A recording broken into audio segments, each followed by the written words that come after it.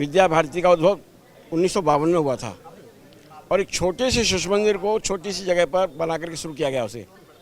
आज विश्व का सबसे बड़ा गैर सरकारी सहायता प्राप्त संगठन है, जिसमें 2 लाख से अधिक तो टीचर्स काम करते हैं, कई करोड़ बच्चे पढ़ते हैं। तो इतना बड़ा शिक्षा का जो क्षेत्र में परिवर्तन आया है, ये राष्ट्रीय स्वयंसेवक संघ की देन है।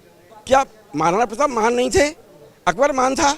इस देश को अकबर महान पढ़ा गया, अशोक महान नहीं पढ़ाया गया? क्यों? क्यों कहीं ना कहीं हमारी आस्थाएं उनके प्रति थी। और योगी सरकार हो या मोदी सरकार हो, ये राष्ट्रवादी हैं, ये एक विशेष संगठन से जुड़े हुए हैं, वहाँ से इनका बीजारोपण हुआ है।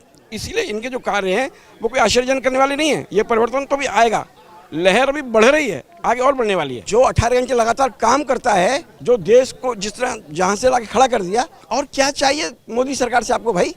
आप क्या चाहते हैं मोदी सरकार से? क्या नाम है आप? डॉक्टर धर्मेंद्र कुमार अग्रवाल।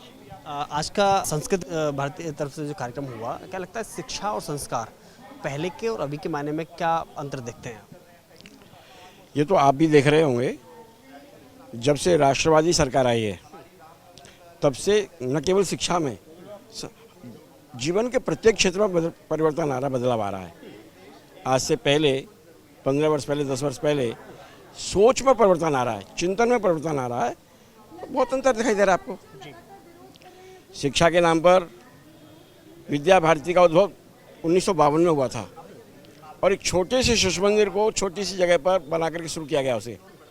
आज विश्व का सबसे बड़ा गैर सरकारी सहायता प्राप्त संगठन है, जिसमें 2 लाख से अधिक तो टीचर्स काम करते हैं, कई करोड़ बच्चे पढ़ते हैं। तो इतना बड़ा शिक्षा का जो क्षेत्र में परिवर्तन आया है, ये राष्ट्रीय स्वयंसेवक संघ की देन है।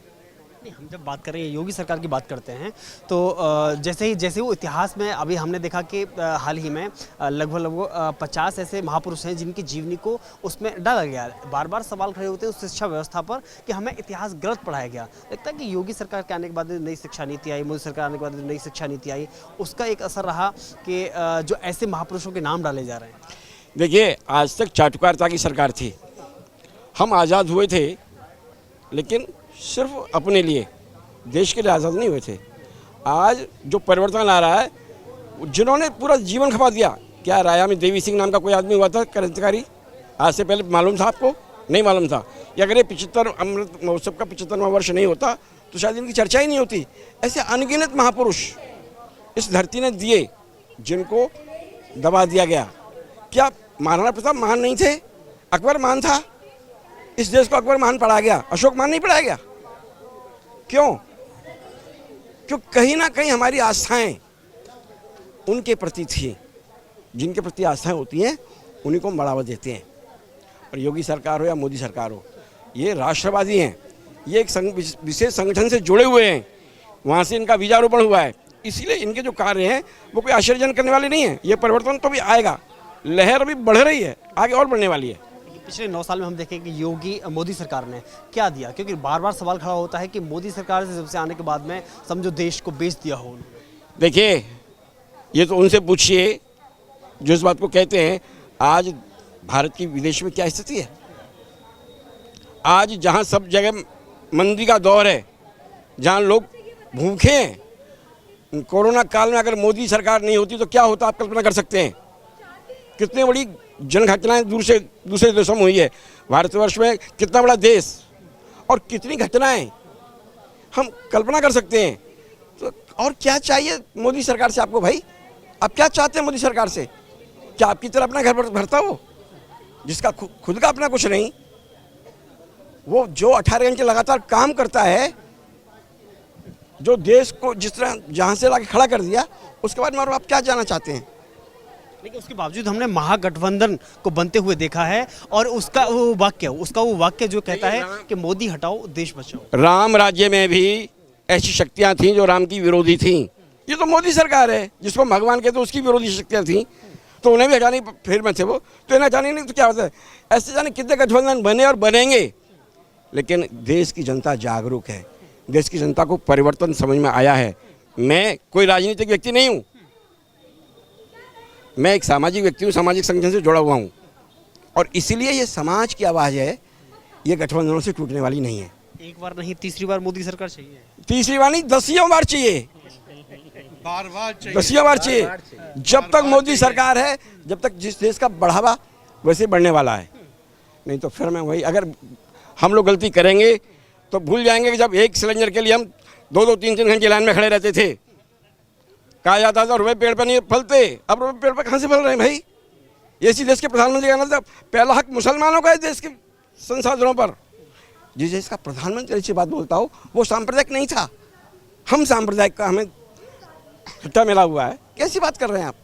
इस देश की जनता जाग चुकी है, चाहे कितने भी गठबंधन बनते रहें, कोई गठबंधन काम करने वाला नहीं है। पहले आपस में एक तो हो जाएंगे, ये अभी एक नहीं हो पा रहे, एक मंच में हम खड़े नहीं हो पा रहे। 14 से पहले सो रही थी जनता देश की, बिल्कुल सो रही थी। देश की जनता को जगाने के लिए 100 वर्ष का समय लगा है। शताब्दी वर्ष हम मनाने जा रहे हैं 25 में, संघ ने 100 वर्ष की ये साधना है और अभी तो इसका परिणाम आएगा आगे। अब देखते रहिए आगे आगे होता है क्या। ठीक है, क्या नाम है सर?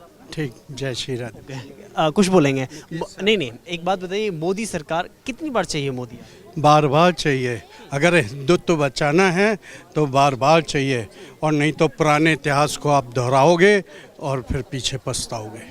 ऐसा क्यों लगता है कि इतने विपक्ष में देखिए, इतने नहीं 17 गठबंधन एक साथ में। 47 से 13 तक का देखें, सन 47 से 13 तक का देखें तो आपको उससे इतिहास मालूम पड़ जाएगा। और 14 से जो अब का है, इसलिए इसी बात पे आपत्ति होती है जब महागठबंधन इकट्ठा होता है। नहीं, सुनिए एक मिनट, मैं आपसे कहता हूँ ना, आप याद करिए 800 साल पहले नालंदा में जब हमारी कीर्तियों को, पांडुलिपियों को जलाया गया था, आज वही फिर फ्रांस में हो रहा है। और बताइए आप क्या चाहेंगे? अगर किसी को ख़त्म करना है, उसकी संस्कृति को ख़त्म कर दो। आपको नहीं मालूम, ये जितनी गोरी चमड़ी है ना, आपके मूल, मैंने तो ऐसे ऐसे, आपको लगेगा अजीब, मैंने जो है छालों पे लिखे हुए ग्रंथ देखे हैं, लेकिन जो अब हमारी नई जनता अंग्रेजी पढ़ने में अपनी शान समझती है, थोड़ा सा उसमें से करेक्शन करके वो हो गया। और जो इसके लिए लड़ रहे हैं उनकी जान पे कितनी मुसीबत है ये मैं जानता हूँ, मैं किसी से कहीं जुड़ा हुआ हूँ तो बता रहा हूँ। केवल एक सवाल, लास्ट सवाल, 2024 में परिणाम हम क्या होंगे? बिल्कुल, हर हर मोदी, हर हर योगी। केवल एक है, क्या नाम है? कार्तिक शर्मा नाम है मेरा। क्या लगता है, युवा वास्तव में जागरूक हुआ है? युवा तो जागरूक अभी हुआ है, पहले युवा जागरूक नहीं था। और ये कह सकते हैं जो आज के समय पर युवा था वो तब बच्चा था 14 से पहले। तो ये बहुत बड़ा परिवर्तन देखने के लिए मिल रहा है। बेहद सौभाग्यशाली है ये युवा पीढ़ी जो राम मंदिर देख पा रही है, जो देश के लिए काम करने वाली चीज़ों को देख पा रही है। ये 2014 से पहले हम नहीं देख पाए थे। ऐसा लगता है आपको कि अगर बात करें, क्योंकि जब भी विरोधी कोई पार्टी का कोई व्यक्ति हो, जब वो सवाल खड़े करता है तो एक ही बात करता है कि युवाओं को क्या मिला? उनको रोजगार नहीं मिला, वो बेरोजगार हुए, उनको कोई अवसर नहीं दिए गए। मोदी ने क्या दिया? मोदी ने क्या दिया युवाओं को? एक बात बताइए सर, सेक्युलरिज्म, जिस सेक्युलरिज्म पे बात करते हैं, क्योंकि सेक्युलरिज्म होने के नाते मैं क्लियर नहीं कहना चाहूँगा, लेकिन राम मंदिर मोदी की ही देन है। मोदी ने एक बेखौफ माहौल दिया है। हम यहाँ खुशी से अपनी बात आपको निडर बोल पा रहे हैं, ये मोदी की और योगी की देन है। वरना मुझे सरकार के जो क्राइटेरियाज हैं, मुझे माफ़ कीजिएगा, एक चैनल पे मैं सुन रहा था, उसमें एक पत्रकार ने कहा था, जब उसको इंटरव्यू में किसी विशेषज्ञ ने फंसा लिया था बातों में, तो पत्रकार ने ये कहा था कि सरकार की तरफ से पहले आ जाता है कि कौन से सवाल पूछने और कौन से सवाल नहीं पूछने। मैं बेहद सौभाग्यशाली हूँ, आप क्लियर मेरे से पूछ पा रहे हैं और मैं बता पा रहा हूँ। तो ऐसा नहीं है ये मोदी योगी की देन। केवल किसी पार्टी का समर्थक नहीं हूँ मैं किसी नेता का समर्थक नहीं हूँ। एक राष्ट्रभक्त जो है वो वास्तविकता में मोदी योगी का समर्थक है। क्या नाम है आपका? मेरा नाम भरत। कैसे देखते हैं योगी मोदी सरकार? योगी जी ने बहुत पढ़ाई में बहुत आगे ले गए हैं। हमारी RSS के स्कूल बहुत देश की आकाश को छू रहे हैं।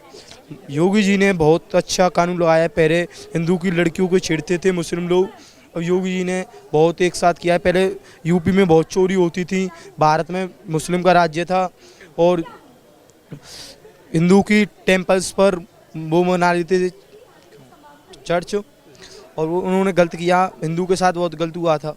अब मोदी जी ने हमारे साथ बहुत अच्छा किया और मोदी जी बहुत हमारे देश को टेक्निकल स्मार्ट देश बनाना चाहते हैं।